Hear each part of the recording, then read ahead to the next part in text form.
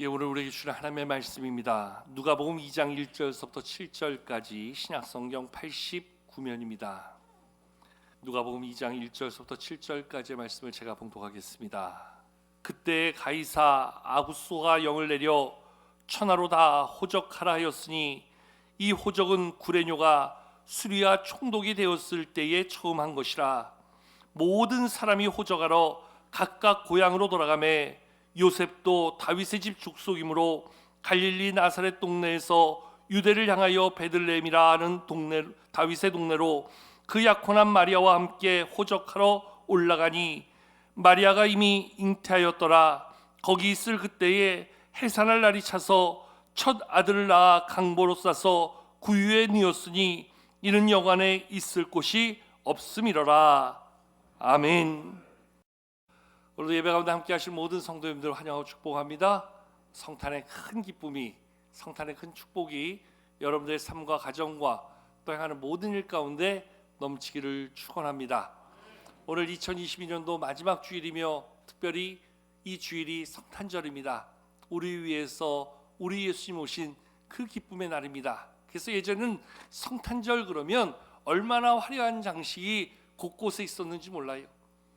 한 집 걸러서 모든 가게마다 성탄의 캐롤을 틀면서 이 성탄을 마치 온 세상의 축제로 만들어가는 그러한 모습을 봤던 어릴 적 추억이 있습니다. 여러분도 느끼셨겠지만 그때는 정말 온 사방이 화려한 성탄의 장식, 그리고 우리의 길을 채우는 성탄의 캐롤로 가득했지요. 너무 심하다 보니까 이 성탄이 상업화되어지는, 그러한 세속화되어지는 모습이 아닌가 많은 사람들이 염려할 정도였습니다. 그런데 언제부턴가 이 성탄의 모습이 점점 사라집니다. 장기화된 경기 침체로 인해서 점점 많은 가게들이 성탄의 장식을 줄여가고 요즘에는 저작권법에 의해서 함부로 캐롤을 틀지도 못한다고 합니다. 그러다 보니까 어디에서도 성탄의 아름다운 모습을 보거나 들을 수 없는 그러한 한계에 빠져들고 있습니다.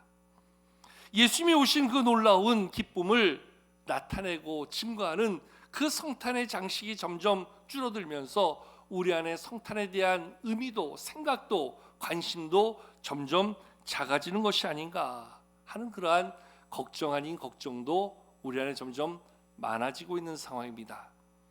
어린아이들에게 성탄절이 어떤 날인가 설문조사를 해봤어요. 아이들 가운데 64%가 성탄에 대하여 성탄은 산타크로스의 생일이다 이렇게 대답했다 그래요. 성탄을 정확히 예수님의 생일로 알고 이야기하는 아이들이 단 12%밖에 안 됐다고 합니다. 직장인들 가운데 물어봤습니다. 성탄절이 되면 가장 기쁜 이유가 무엇입니까? 직장인 75%가 성탄절이 되면 하루 쉬는 날이기 때문에 좋습니다 이렇게 이야기했다고 합니다. 성탄에 대한 이해가 점점 더 왜곡화되어지고 있습니다. 그저 단순히 쉬고 즐기는 날로 이야기되어지고 있습니다. 우리의 입장에서 참으로 서글프고 안타까운 현실이 아닐 수 없습니다. 어느덧 성탄은 점점 세속화된 물결 속에서 그 안에 담은 진정한 구원의 기쁨과 감사를 잃어버리고 스스로의 만족과 스스로의 즐거움만 추구하는 그러한 날로 바뀌어져 가는 것은 아닌가 생각해 보게 됩니다. 여러분, 성탄이 우리에게 얼마나 중요한 날인가, 성탄이 우리에게 얼마나 귀하고 복된 날인가, 한마디로 이야기하면 역사의 흐름 속에서 예수님이 오신 그날을 기준으로 이 세상의 역사의 기준점이 달라집니다. 그래서 예수님이 오시기 이전에 그 시간을 걸어서 그리스도가 오시기 이전이다. 그래서 before Christ, 예수님 오시기 이전의 시간들, 그래서 BC라는 그러한 약자로 그때의 역사를 거꾸로 계산해서 표기합니다. 그리고 예수님이 오신 이후의 그 시간을 아노 도미니, 예수님 오신 이후, 신임한 이후, 이러한 의미를 담아서 기원 후의 시간들로 표기할 정도로 예수님의 오심은 이 땅 역사의 하나의 새로운 분수령이 되고 있음을 바라보게 되어집니다. 예수님이 오셨다, 예수님께서 오신 이 성탄이 우리에게 얼마나 큰 축복의 시간인가, 이 성탄에 남긴 축복의 의미가 무엇인지 우리는 제대로 알고 이 성탄을 맞이하고 있는가 다시 한번 깊이 생각해 볼 필요가 있습니다. 그래서 오늘 저는 오늘 본문 말씀을 통해서 성탄에 담긴 그러한 하나님의 축복이 무엇인가, 이것을 생각해 보려고 합니다. 오늘 2부 예배 때도 진급식이 있고 세례식이 있다 보니까 시간은 제한되지요. 말씀은 전해되지요. 저도 모르게 말이 막 빨라지는 거예요. 근데 지금도 이제 이후에 칸타타 있다 보니까 천천히 해야지. 그런데도 점점 말은 빨라져요. 여러분께서 이해해 주시기를 간곡히 부탁드립니다. 오늘 말씀 1절을 보면 예수님이 오시던 때의 시대적 배경이 나오는데요. 우리 1절과 2절 말씀 같이 한번 읽어보실까요? 1절과 2절을 같이 읽겠습니다. 시작. 그때 가이사 아구스도가 영을 내려 천하로 다 호적하라 하였으니 이 호적은 구레뇨가 수리아 총독이 되었을 때에 처음 한 것이라. 아멘. 오늘 이 말씀을 보면 오늘 예수님의 그 탄생이 어느 시대에 이루어졌는가, 한마디로 이스라엘이 로마의 지배 가운데 식민지를 살며 이제 이 호적을 정리하는 시간들을 통해서 이제 다시금 더욱 과도하게 부과될 그러한 세금의 문제가 이스라엘 백성들에게 직면한 그때에 예수님의 오심이 있었다 하는 사실을 보여줍니다. 이것을 통해서 우리가 발견해 볼 수 있는 것은 성탄은 가장 우리의 어려운 시대, 가장 힘겨운 고난 가운데 임한 하나님의 은혜와 축복의 사건이었다 하는 사실을 이야기해 주고 있습니다. 여러분, 오늘 말씀에 나오는 것처럼 이스라엘은 로마의 식민지가 되어서 가이사 아구스도 로마 황제가 명을 내려서 온 이스라엘 백성들은 자기 고향으로 나아가 호적을 정리하게 합니다. 그리고 호적을 정리하는 이유는 저들에게 적절한 세금을 부과하기 위하여서 이러한 호적을 정리하게 만든 것이지요. 요즘 우리나라도 새로운 세금의 정책으로 인해서 점점 더 까다로워지고 점점 더 과하게 부과되어지는 세금의 정책들을 보게 되어지지요. 과거에는 적정한 선에서 내던 세금이 이러한 저런 이유로 더 많은 과세 표준을 삼고 그것으로 우리의 세금을 상당히 확대해 가는 것을 바라보게 되어지지요. 그러다 보니까 이러한 절차, 이러한 과정을 통해서 우리의 삶은 점점 더 어려워집니다. 점점 더 힘겨워집니다. 그러지 않아도 살기 힘든 세상, 더 힘들어지고 어려워지는 그러한 상황 가운데 오늘 그때에 이스라엘의 예수님이 오셨다는 거예요. 이것은 단순히 이스라엘 백성들의 삶에만이 아니라 오늘 우리의 삶도 마찬가지라는 거지요. 우리의 삶의 인생의 가장 힘겨운 순간, 그때 주님이 우리의 삶에 오신다는 거예요. 죄 가운데 있는 우리들을 구원하시기 위하여서, 또한 어려운 가운데 우리들의 삶의 문제를 해결해 주시기 위해서 우리 주님이 나의 가장 힘겨운 시간 속에 찾아와 주신다는 거예요. 특별히 마태복음 1장 23절에서 예수님의 오심을 오늘 이사야의 예언을 따라 임마누엘로 이야기합니다. 우리와 함께 해주시기 위해서 이 땅에 오시는 하나님, 거기에 오늘 성육신의 사건, 예수님의 오심에 성탄의 진정한 약속과 축복이 있음을 말씀해 주고 있습니다. 여러분, 내가 가장 힘들 때, 내가 가장 어려울 때, 내 혼자 힘으로 아무것도 할 수 없을 만큼 무능하고 연약함을 느낄 때, 그때 나를 도와주기 위해서 우리 주님이 오신다면 그 주님의 오심이 나에게 얼마나 큰 힘이 되고 기쁨이 되고 능력이 되겠습니까? 여러분들의 삶의 가장 어려운 자리, 여러분들의 삶의 가장 힘겨운 자리에 주님이 찾아와 주시고, 내가 너와 함께 하기 위하여 왔다, 내가 너를 돕기 위하여 왔다, 내가 나의 능력으로 너의 문제를 해결해 주기 위해서 나는 너에게 온 임마누엘, 너희와 함께 하시기 위해서 온 하나님이다. 오늘 말씀 우리 가운데 그것을 이야기해 주고 있어요. 이 성탄이 주는 가장 그 축복, 나의 삶의 자리에 주님이 오셨어요. 나와 함께 하시기 위해서 주님이 오셨어요. 내 삶의 자리에 나를 도와주시고 나의 삶을 새롭게 해주신다 약속해 주고 있는 거예요. 얼마나 감사한 일이에요. 얼마나 기쁘고 얼마나 힘이 되는 말씀이에요. 예전에 제가 교회 사역을 하면서 며칠씩 집을 비우고 수련을 가고 세미나를 다녀올 그럴 때가 있었어요. 그러면 오롯이 저희 아내 혼자 집을 지켜야 되고 며칠을 혼자 집에 머물러야 되는데 밤이 되면 무섭다 그래요. 근데 그 집에 작은 어린 아들 하나 있는 게 그래도 사람이라고 의지가 된대요. 그 아들이 같이 있는 게 그래도 든든하대요. 여러분 생각해 보세요. 작은 그 힘 못 쓰는 아들 하나 있는데도 든든한데, 만왕의 왕이신 하나님이 내 인생에 찾아오셔서 나와 함께 해주시고 나를 지키시고 나를 도우시고 그 능력으로 나를 채워가신다는 것, 얼마나 힘이 되는 사실이에요. 성탄의 첫 번째 축복, 성탄의 첫 번째 의미는 바로 나와 함께 하시기 위해서 나의 가장 어려운 인생, 나의 가장 힘든 삶의 자리에 주님이 찾아오셨다는 거예요.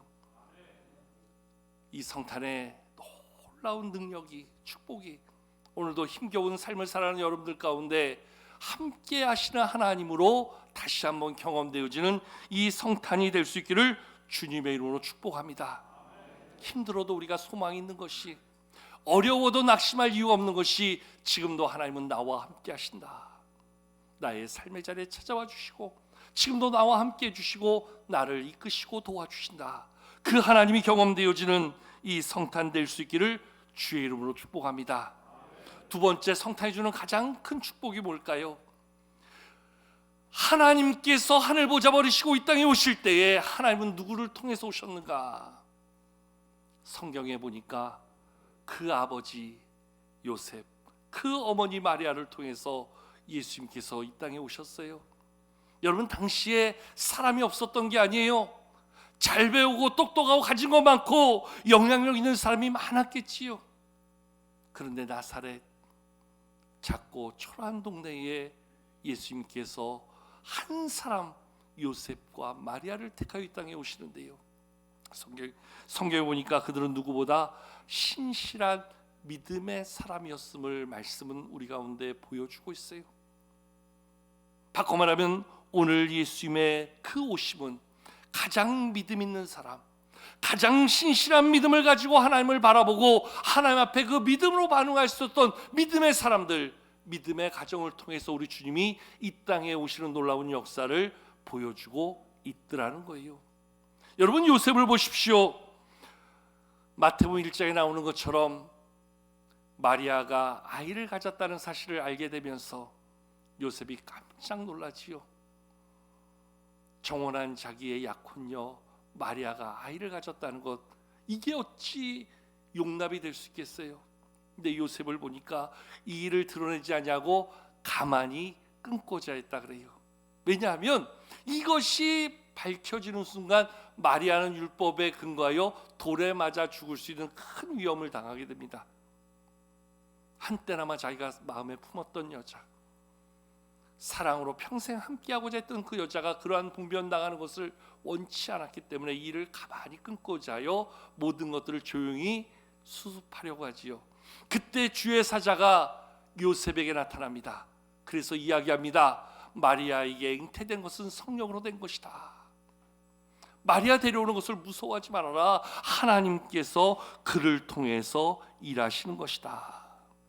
요셉이 잠에서 깨어서 주의 사자가 그에게 말한 대로 분부대로 마리아를 데려왔다 이야기합니다. 한마디로 하나님의 말씀에 순종하여 반응했다 이야기합니다. 마리아도 마찬가지입니다. 그에게 찾아와 성령으로 잉태된 사실을 이야기할 때 그 천사의 소리를 듣고서 마리아가 어떻게 반응합니까? 주의 여종이오니 말씀대로 내게 이루어지리라. 한마디로 이야기하면 아멘입니다. 하나님이 하시는 일 그저 나는 아멘으로 받아들이겠습니다. 여러분, 이게 결코 쉬운 고백이 아니에요. 단순히 처녀가 아이를 가졌다는 그러한 수치로 끝나는 것이 아니라 내 생명을 걸고 결단해야 될 그러한 삶과 죽음의 자리입니다. 그런데 이 일을 마리아가 믿음으로 결단했다는 거예요. 요셉이 믿음으로 이 일을 받아들이고 이 모든 것들을 믿음 안에서 수용했다는 거예요. 그 믿음에 반응하여서 예수님이 이 땅에 오실 때 하나님이 택하신 그 믿음의 사람 요셉을 통해서, 믿음의 사람 마리아를 통해서, 믿음의 가정 저희를 통해서 하나님께서 이 땅에 예수님을 허락해 주셨다는 거예요. 여러분, 이제까지 인류의 모든 역사 가운데 이 땅에 오신 예수님, 저의 아버지는 요셉 한 사람밖에 없어요.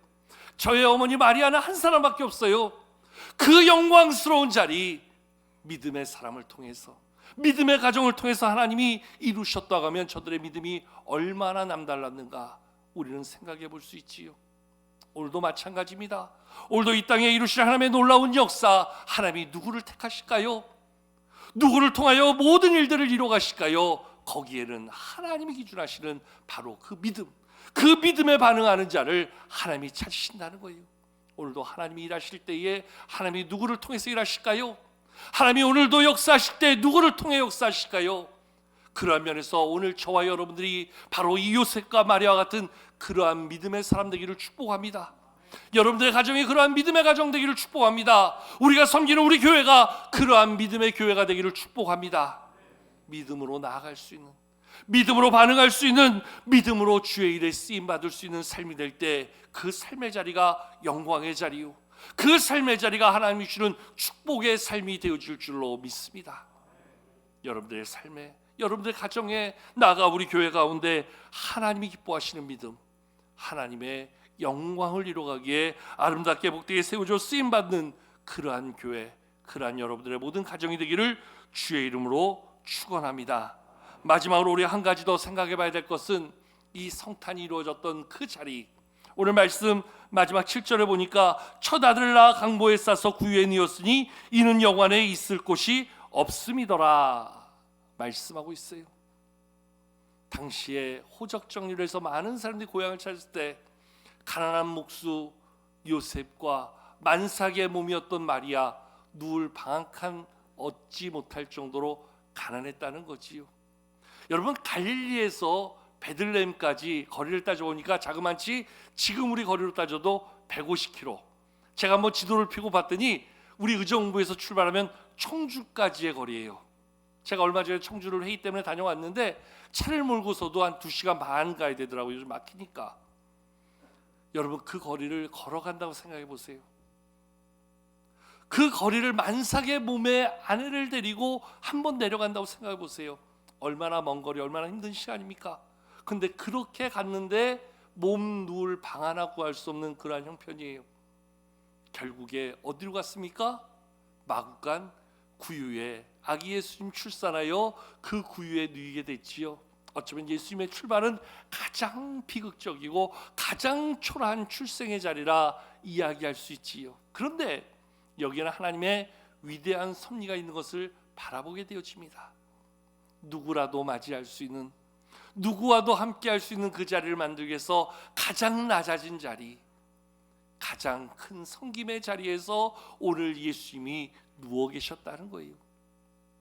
올해 2022년도 우리 교단을 포함하여 한국교회 총연합 모든 교단들이 함께하여서 발표한 성탄의 메시지가 바로 낮아짐입니다. 오늘 이 시대에 한국교회가 낮아져야 된다. 오늘 이 시대에 한국교회를 섬기는 모든 교회들, 모든 성도들이 낮아져야 된다. 그래서 세상을 섬기고 세상에 가장 낮아진 자들에게 친구가 되어지고 저들을 이해하고 저들을 용납하며 사랑할 수 있는 그러한 낮아짐의 삶을 살아야 한다. 이게 올해 성탄의 우리 교단 메시지예요. 여러분, 예수님께서 머물 곳이 없어서 정말 마구간으로 가셨을까요? 예수님이 누울 곳이 없어서 구유에 누우셨을까요? 성경에 보면 예수님을 처음 경배했던 두 그룹이 나옵니다. 마태복음 2장에 보면 동방의 박사들이 나오지요. 누가복음 2장에 보면 목자들이 나옵니다. 여러분, 동방의 박사들이 별을 따라오면서 예수님이 어디 계실 것이다, 어디서 태어났을 것이다, 그들이 대략 상상하고 생각하고 판단해서 갔던 곳은 바로 헤롯의 왕궁이었습니다. 유대인의 왕으로 나신 이가 어디 있느냐? 적어도 왕이라면 헤롯의 왕궁에서 출생했을 것이다. 그래서 동방의 박사들은 왕궁으로 갔다가 자기들이 잘못 온 걸 알고 다시금 별의 인도하심을 따라 베들레헴으로 오게 되지요. 근데 정말 예수님께서 만약에 유대인의 왕으로, 이 세상 만왕의 왕으로 그 헤롯의 왕궁에 태어났다고 한다면, 여러분, 동방의 박사들은 예수님을 경배할 수 있었겠지만 들에서 밤새 양을 치던 목자들이 그 천사의 소식을 듣고 온 백성에 미칠 큰 기쁨의 좋은 소식이라 알려주는 예수님의 탄생의 소식을 듣고 헤롯의 왕궁에 들어가서 예수님을 경배할 수 있었을까요? 아마 문 앞에서 쫓겨났을 거예요. 발 하나 딛지 못했을 거예요. 오늘 목자들의 그 경배가 이루어졌던 그 놀라운 자리는 바로 누구도 원치 않은 마구간 구유에 누이신 예수님, 가장 낮아진 자리, 모든 이들의 경배를 받으시고 모든 이들을 만날 수 있는 가장 낮은 자리에 주님이 임하셨다는 거예요. 오늘 나의 찬송가, 나의 감사와 나의 기쁨을 받으시기 하여서 가장 낮은 자리에서 나를 만나주시고 나를 품으시고 나와 함께 하시기 위해서 가장 낮은 곳에 임하신 예수님, 이것은 바꿔 말하면 주님의 이 성탄의 기쁜 소식을 우리 안에 담아서 우리는 참으로 이 시대에 가장 소외된 자, 낮아진 자, 어려움에 있는 자들에게 나아가 이 구원의 기쁜 소식을 전하고 알릴 사명과 책임이 있다는 거지요. 교회가 있어야 될 자리, 교회가 바라봐야 될 자리, 교회가 오늘 우리가 머물고 해야 될 자리는 바로 마구간 그 주님이 누웠던 구유처럼 오늘 교회도 그 사명 가운데 어려운 시대적 고통과 아픔을 가지고 있는 그러한 사람들을 돌보고 섬기며 헤아릴 줄 아는 그러한 모습이 이 시대 진정한 성탄의 기쁨, 성탄의 축복을 가진 자들이 이루어야 될 모습임을 말씀은 우리 가운데 이야기해주고 있는 것이지요. 성탄에 담긴 축복, 성탄에 담긴 진정한 의미를 살펴보십시오. 가장 어려운 시대, 가장 힘겨운 삶을 사는 자들에게 찾아와 주시는 하나님, 그리고 함께 해주시는 하나님, 거기에 성탄의 축복이 있고 의미가 있다 말씀해 주고 있습니다. 가장 신실한 사람, 가장 신실한 믿음의 가정을 통해서 주님의 이 놀라운 역사가 이루어지고 있다. 오늘 성탄의 큰 교훈이 우리 가운데 이렇게 주어진다는 거예요. 우리가 믿음으로 살 때, 우리가 하나님 바라보는 믿음 안에 있을 때 우리를 통해서, 우리 가정을 통해서, 나아가 우리 교회를 통해서 하나님의 그 성탄의 놀라운 함께 하심의 축복이 우리 가운데 이루어질 수 있다라는 거지요.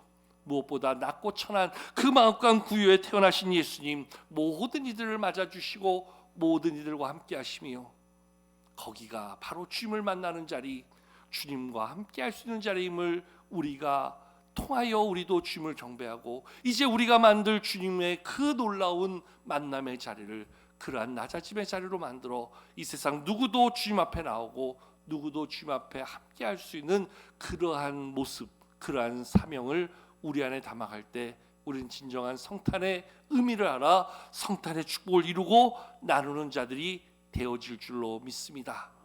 이 성탄이 그저 우리에게 스쳐 지나가는 그러한 관념적 개념이 아니라 정말로 내 삶에 경험되어지는, 내 삶에 이루어지는, 나를 만나주시는 예수님의 은혜, 그리고 내 안에 하나님의 놀라운 역사를 이루어가고 이제 놀라운 이 사랑을 나누고 전하니래 귀하게 새롭게 경험되어지는 성탄의 축복이 우리 가운데 새롭게 만들어지는 올 2022년도 우리의 성탄 되기를 주의 이름으로 축복합니다. 성탄의 큰 기쁨 저와 여러분들 안에, 그리고 우리를 통해서 주변의 많은 사람들에게 함께 세워지고 나눠지는 그러한 은혜의 현장이 되기를 주의 이름으로 축원합니다.